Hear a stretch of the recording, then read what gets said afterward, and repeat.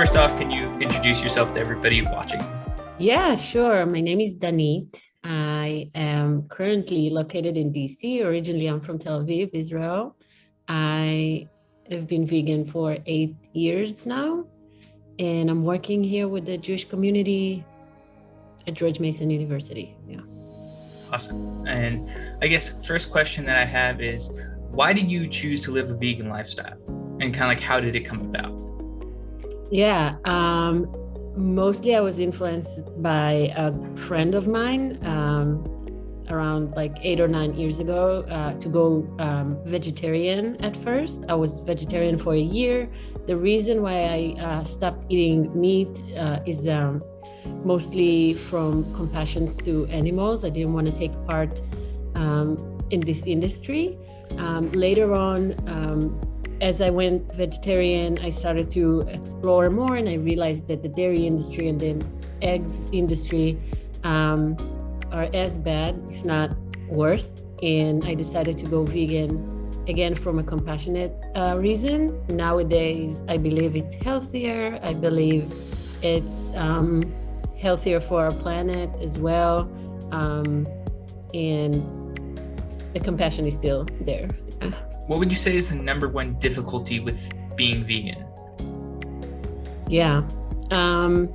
So I feel like there's a lot of stages you need to go through once you like form a vegan identity. The hardest part for me, I guess it's very an individual question, was not the dietary change, but mostly the people around me, my society. It was harder for people to understand that than I thought. A lot of time they would give me like cynical comments about it, or like try to like make me eat something, or like, come on, we know you want it, and like eat just a bite. The animal already died, like it's fine. So I think the lack of understanding from the environment was actually the hardest thing to deal with. So it wasn't much as like the physical, like only eating plant-based. It was more of like the societal pressure, I guess, from that decision. Yeah, I mean, eating plant-based was came pretty natural to me. I didn't feel like missing on anything, or I guess in Israel there's a lot of good replacements. So that wasn't a hard thing. Yeah, the comments. What is the best thing that you've seen from becoming a vegan? I'd say my physical health. I'm barely sick with like seasonal flu and stuff like that. My recovery, I work out a lot. I do CrossFit, and my recovery is much faster than it used to be. My allergies are not as bad as they used to be. So overall, that would be like the biggest change. Yeah. Well, I guess this is kind of related to the part that you talked about with the social pressure in a way. Do you think all of society should become vegan? Wow. I mean, yeah, everyone should be vegan. I think it'll make wonders to the world. I think it's healthier. The answer is just yes. Awesome. And then another question. If you could give one piece of advice to anyone considering transitioning to veganism, what would it be?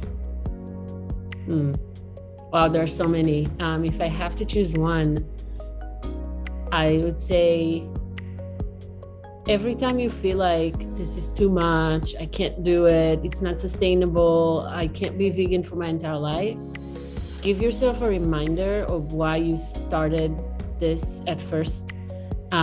Watch a video, read something, follow a vegan page on Instagram, and remind yourself that you're part of a bigger thing here.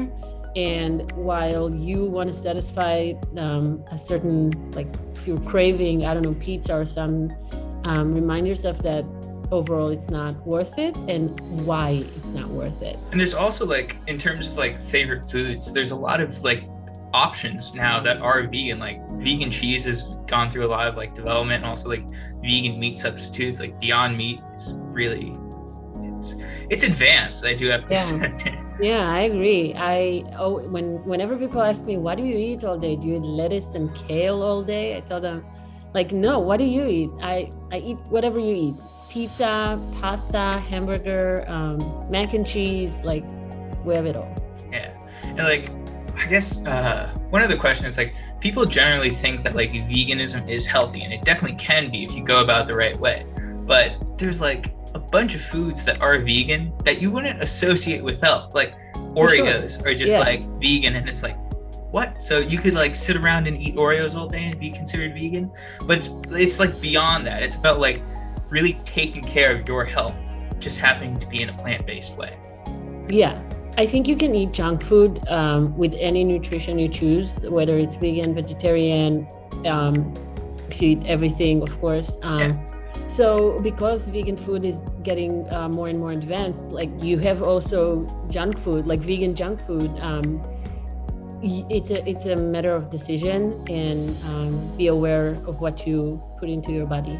What is your favorite like vegan recipe that you would have to say? My favorite vegan recipe.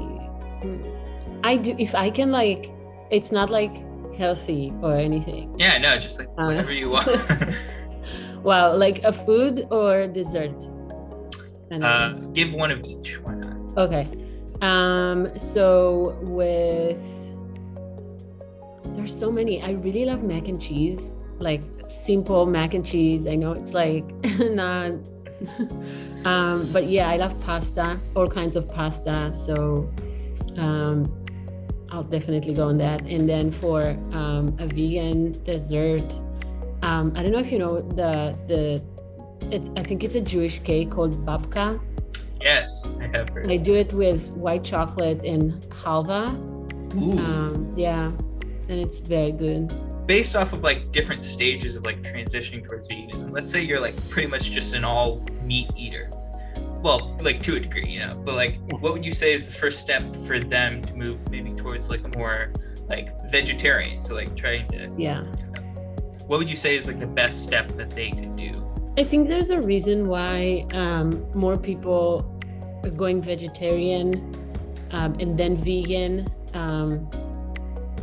I think the quote unquote easiest thing to take off your menu is the meat, especially because there are so many good substitutes like Impossible Burger, Beyond, like so easy to replace it, like actual meat with that.